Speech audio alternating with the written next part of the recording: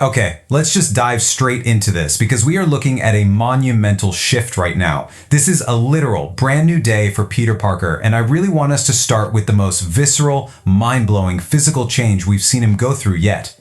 We are finally witnessing Peter testing out his brand new organic web shooters. And this isn't just a physical upgrade for him, it's accompanied by this direct, absolutely hilarious callback where he literally says out loud, "Peter number 2 had organic web shooters, how cool was that?"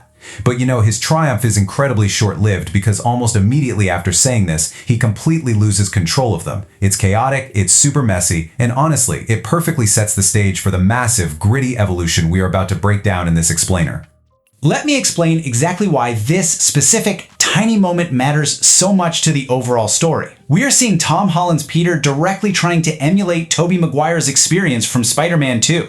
Do you remember how Tobey's Peter initially struggled to understand and control his organic webs when he first got them? Well, Tom's Peter is going through that exact same agonizing, hilarious learning curve right now. He is literally standing there thinking, okay, if Peter number 2 can do this, so can I. It's such a beautiful piece of visual storytelling because it proves he is carrying their experiences around with him like a ghost. This brilliantly illustrates that his new suit, his new physical capabilities, and his entire current mindset are now a direct combination of both Tobey and Andrew's legacies. He is fully internalizing his multiversal brothers, trying his best to build on the profound foundation they left behind.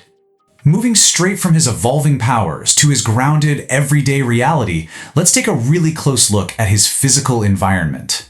I noticed some absolutely incredible details regarding Peter's rundown New York apartment. Now, remember the very end of No Way Home, where he was all alone, hunched over that simple little sewing machine, stitching together a basic suit? Well, that humble setup has been massively upgraded. He has totally transformed that basic sewing machine into a highly advanced, hacked-together suit fabricator. What is truly stunning here to me is the stark contrast to his past. We are so incredibly used to seeing him rely on Tony Stark's pristine billion-dollar nanotechnology. Everything was handed to him. But now, he's entirely on his own, and it shows that no matter how much he struggles or how little money he has, he always finds the most brilliant, resourceful way to leverage his own raw scientific genius. Now, what's really fascinating about this specific workbench setup is how beautifully it grounds him as the comic-accurate broke scientist. If you look really closely at this fabricator, you'll see he is literally hacking old RAM modules and outdated GPUs into his machine just to make the thing power on. It perfectly captures that classic Peter Parker feeling, right? He can't afford high-end Stark tech anymore, so he just uses his raw intelligence to build the impossible out of absolute street scrap. There's even this brilliant laugh-out-loud meta-joke embedded in the dialogue here about how fighting literal supervillains is actually way easier than affording a decent GPU in today's crazy tech boom. And they cap it off by dropping a legendary Tobey Maguire meme reference, making a joke that he probably had to beat an old lady with a stick just to get his hands on that graphics card. Let's shift our focus to the physical movement for a second, specifically looking at the cinematic web swinging. When I sit down and analyze the sequences of him navigating New York, especially this one breathtaking shot where he dives off a building to save a kid, it is undeniably clear that the cinematic boundaries are being pushed way past what we saw in the previous John Watts trilogy. The camera work here is just astonishing. It actively tracks his momentum, capturing a true, palpable sense of gravity and kinetic weight in every single frame. The movement is unbelievably smooth, it's ferociously fast, and it is fiercely comic accurate. You can actually feel the intention of the filmmakers here. They want to make his traversal through the city feel grander, heavier, and far more visceral than it ever has before. But beneath all of this incredible high-flying action, we really have to address the deep emotional core of this story, because this entire journey is triggered by a haunting, echoing flashback of Aunt May delivering her iconic dying words. With great power comes great responsibility. This isn't just some fleeting, sad memory for Peter anymore. It has become a traumatic, crushing weight. It is the driving, obsessive force echoing loudly in Peter's mind all day and all night, dictating his every waking moment and fundamentally breaking down his very sense of self. And so, the crucial point we need to understand is this. What I find truly tragic about his current state is how Peter is dangerously misinterpreting May's words. He has somehow convinced himself that taking responsibility means he must be Spider-Man 24 hours a day, 7 days a week. In his mind, there's no room left for personal happiness, and there is absolutely no room for a normal life. The tragic irony here is profound and devastating. Think about it. A magic spell took Peter Parker's identity away from the entire world, but right now, his own unrelenting obsession is taking Peter Parker away from himself. The true villain he's fighting in this story isn't just some rogues gallery in the streets, it's his own incredibly self-destructive obsession. We actually see this brutal, self-destructive drive perfectly illustrated in an absolutely insane prison fight sequence. He's not holding back anymore. Peter doesn't just fight, he unleashes this massive, devastating web tornado, fighting with a terrifying ferocity that is clearly born out of pure isolation and trauma. But the most crucial hidden detail I caught in this chaotic sequence happens in a mere fraction of a second. Right in the middle of the brawl, a lethal shuriken flies directly at his eyes, at absolute point-blank range. And this single moment brilliantly illustrates a massive physiological shift for our hero. I am completely convinced his effortless, lightning-fast dodge of that shuriken isn't just his standard spider sense working like it used to. No, this is a direct result of the agonizing, cocoon-like mutation we've seen him undergo earlier in the narrative. His body is literally evolving through sheer physical trauma. We're looking at a radical increase in his speed, his reflexes, and his raw agility that pushes him far beyond any of his previous limits. This proves to me that we are about to witness the most physically powerful, highly evolved version of Tom Holland's Spider-Man that has ever existed on screen. Now let's shift gears and unravel the biggest, most frustratingly brilliant mystery we are facing right now. We have got to talk about Sadie Sink's character. She is being heavily, and I mean intentionally, hidden from us. When we do catch a fleeting little glimpse of her, she is literally wearing a full mask underneath a heavy, oversized hoodie, just to keep her identity a total, impenetrable secret. The studio is going to unbelievable, almost conspiratorial lengths to ensure we do absolutely not know who she is or what she is capable of doing. They are dodging questions about her so hard, even in massive overseas promotional events. They are practically laughing off any inquiries about her role in Chinese promotional videos, and this intense secrecy strongly fuels my absolute favorite theory right now. Sadie Sink is playing Jean Grey. Now, I know that sounds like a massive swing, but I'm going to explain exactly how her incredibly powerful telepathy ties directly into the explosive finale of this narrative in just a moment. Keep this theory in the back of your mind, because the implications for the wider universe are staggering. But before we get to that massive climax, we really need to look at the ground-level human stakes here, specifically looking at a heartbreaking moment involving MJ. There is a deeply intense sequence where Peter, in full costume, crashes straight through a window to protect her, desperately attempting to rush her out of there and to the Punisher's hideout for safety. But look really closely at her reaction in this scene. It is pure, unfiltered, realistic terror. This isn't the swooning, romantic rooftop rescue we are used to seeing in these movies. She looks at the man she loves and she simply sees a masked monster violently breaking into her life. She doesn't know him at all anymore. She doesn't trust him. This perfectly cements the grim reality that post-Spell, the entire world truly views Spider-Man as an unknown, highly dangerous vigilante. All that past trust is completely gone. We do, however, get a highly comedic and honestly much needed contrast to all this heavy tension. Peter shows up at his apartment, still fully decked out in his suit, and he's standing right in front of Ned. And suddenly, Ned's custom-built Spidey tracker starts furiously and loudly beeping. Ned is visibly confused for a second. He's looking all around the room in a total panic before he hilariously realizes the target of his tracker is standing right there in his own living room. It's just a perfect, warm little slice of that classic Spider-Man humor that beautifully balances out the increasingly dark, heavy themes of this new story. Now, let's talk about how this story honors its rich cinematic history, because it's doing so in a really smart way. I noticed the visual direction is intentionally, painstakingly recreating massive legacy moments. For example, there is a breathtaking sequence where Peter is swinging MJ across the city, and it is a direct, undeniable mirror of that iconic sequence from the 2002 Tobey Maguire film. And shortly after that, we see a massive celebratory Spider-Man parade filled with banners and cheering crowds, which perfectly echoes the exact vibe and aesthetic of Spider-Man 3 from 2007.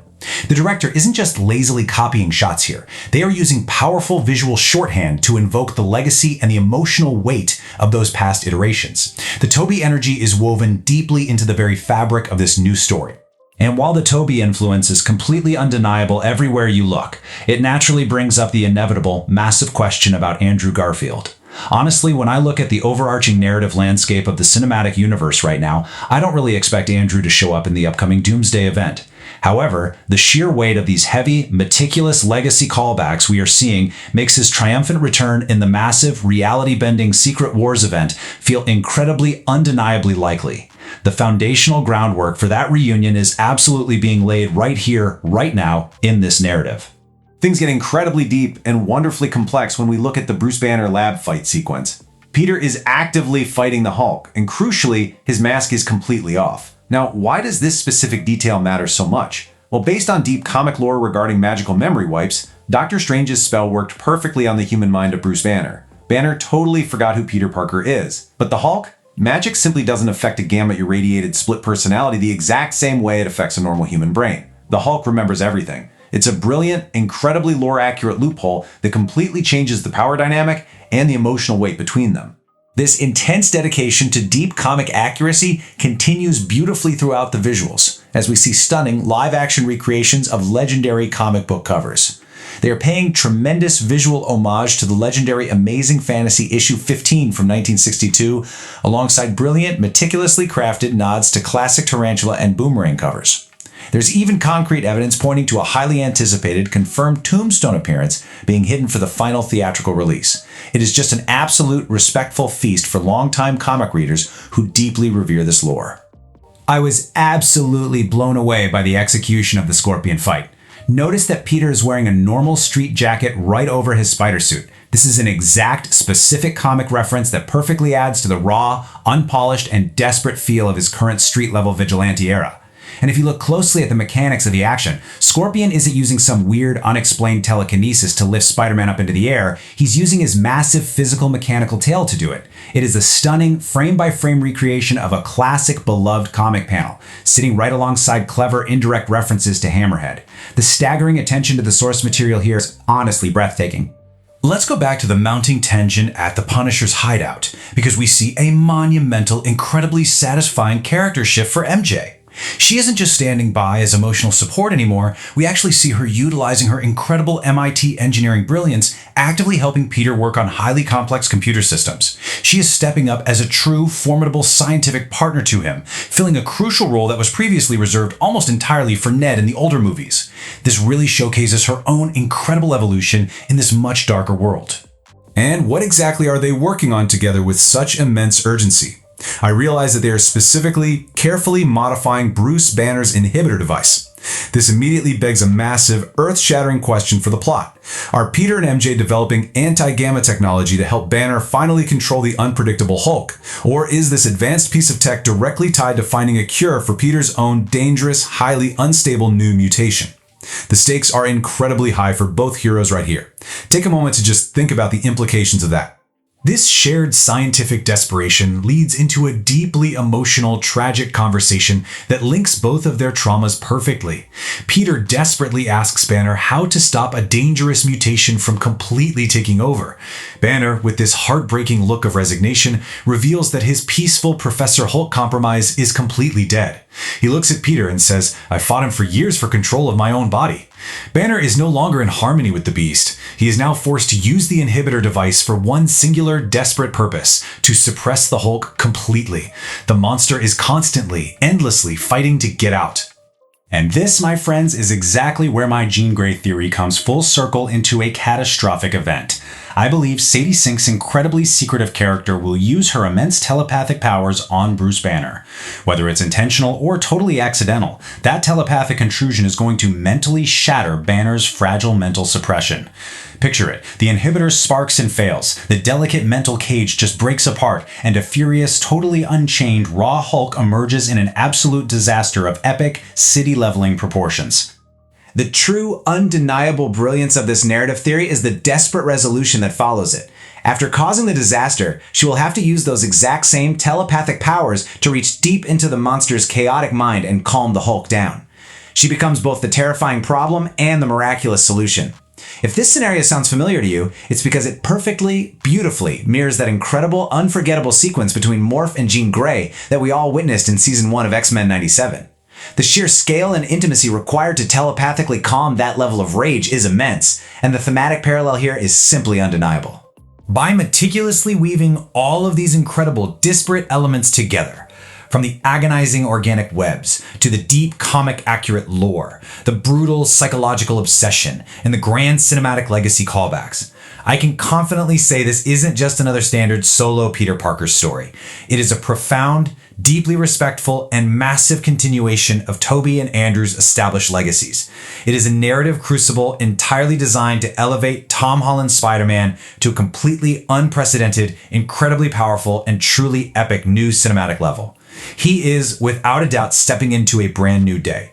So, as we wrap up this breakdown, I have to leave you with this burning, lingering question to think about. As we've seen just how deeply these comic roots go, and how intricately the epic past is woven into this dark future, who is Sadie Sink really playing beneath that heavy mask? And just how many more of Tobey and Andrew's monumental legacy secrets are waiting for us, quietly hiding in the shadows of this incredible story? Let that sink in.